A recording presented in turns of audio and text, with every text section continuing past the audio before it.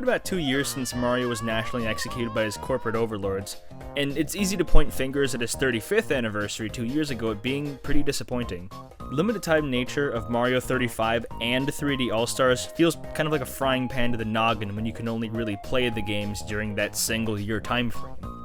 If you want to play 3D All-Stars now, your best bet would be to find some remote Walmart that still has a copy behind theft-proof glass, displays, or spend your mortgage on an eBay listing. Back when these things released, you could describe me with all the attributes Nintendo wanted to hear, full of disposable income and none the wiser. I bought into the marketing hype and pre-ordered a copy of 3D All-Stars as soon as I could on Best Buy. In retrospect, I really enjoy this title. It has some fantastic console and generation-defining games that will always be fondly remembered in the grand scale of games, and Mario Sunshine. I'm especially sympathetic for the people who were disappointed about the release, however. Mario 64 and Sunshine were just emulated rather than given new life and control schemes like Galaxy was, and the lack of Galaxy 2 is just weird. Maybe Nintendo racially profiled against that fat purple Luma and didn't want any more of his attitude. It caused something of a wildfire amongst the Mario and greater Nintendo community. People tend to point to this release as an example of Nintendo's willingness to bank on nostalgia in order to pump out cheap products for a quick buck. But for this, I must refer you to a famous Confucius quote. Never doubt Nintendo's ability to disappoint you. Allow me to roll back the clock to the antediluvian year of 2010. The Nintendo Wii was still riding full steam ahead and some of the most iconic songs of the decade were released. Mario's 25th anniversary of his first NES game came with the subtlety of a water buffalo in a library. Red-colored Wiis would pop up in and out of shops, coming packaged with the previous year's release of New Super Mario Bros. Wii and Wii Sports. I'm a real fan of this slick red Wii. I don't think we ever got a proper red one until us Canadians got the Wii Mini a couple years later. What a nice package of two great quality games and a snazzy new Mario Bros. Wii came in a slipcase. I hope you're happy, Nintendo. This is your fault.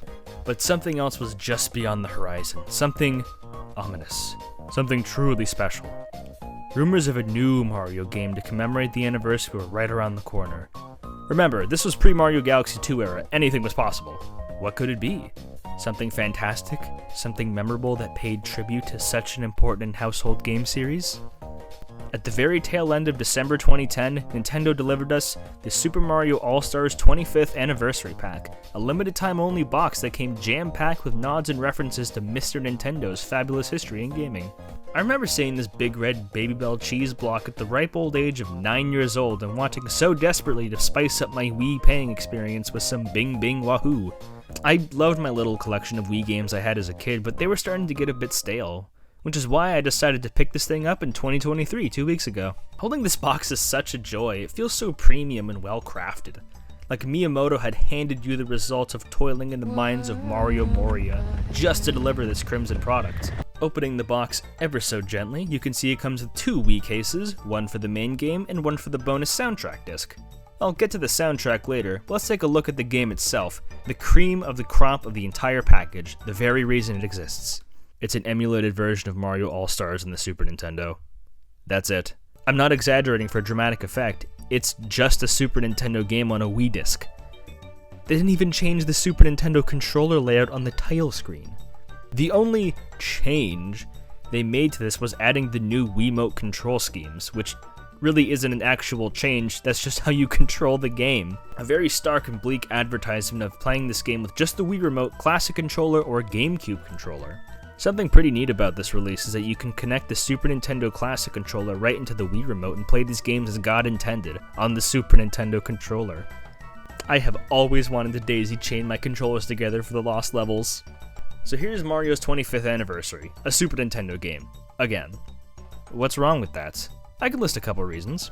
I could spend like 10 minutes ranting and blaspheming Mario's good name to get some points across, but I think if you were a kid popping in the disc for your Wii for the first time and getting to play the same games that were already available on the Wii Virtual Console for cheaper, I would probably thrust your hopes down to Tartarus.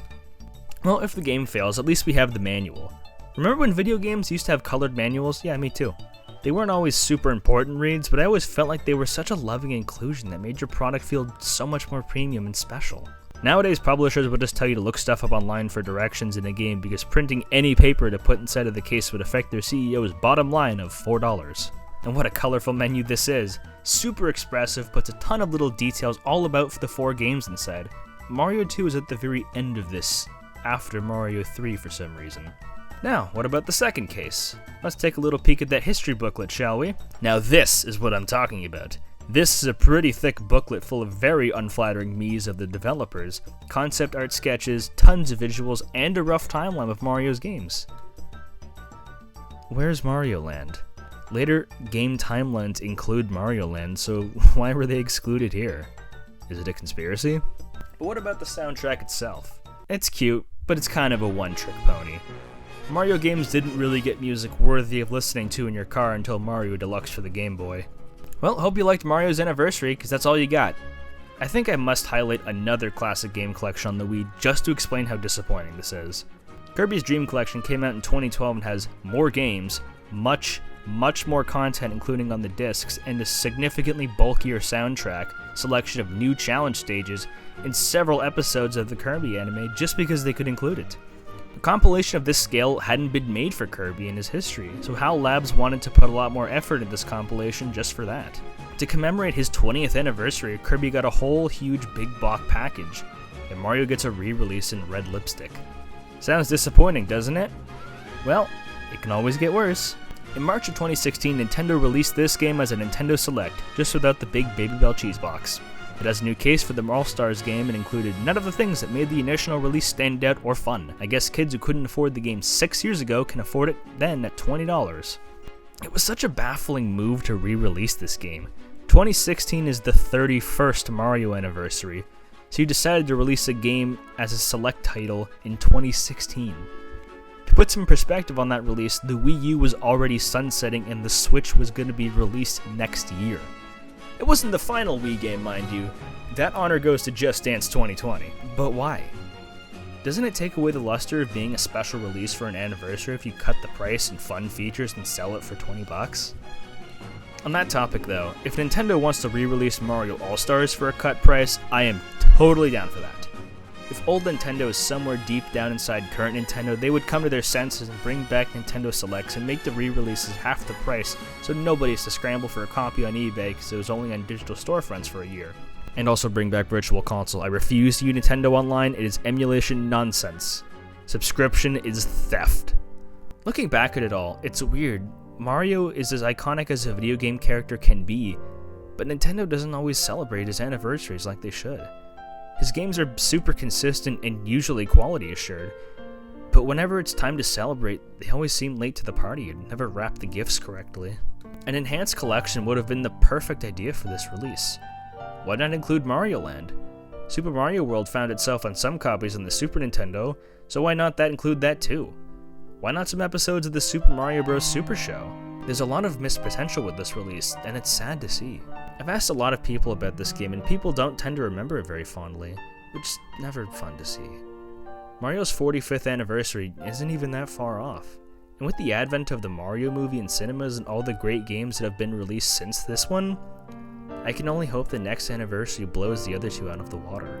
If you like this type of video, make sure to like and subscribe for more content. If you don't, you're gonna wake up with Luigi U physics forever.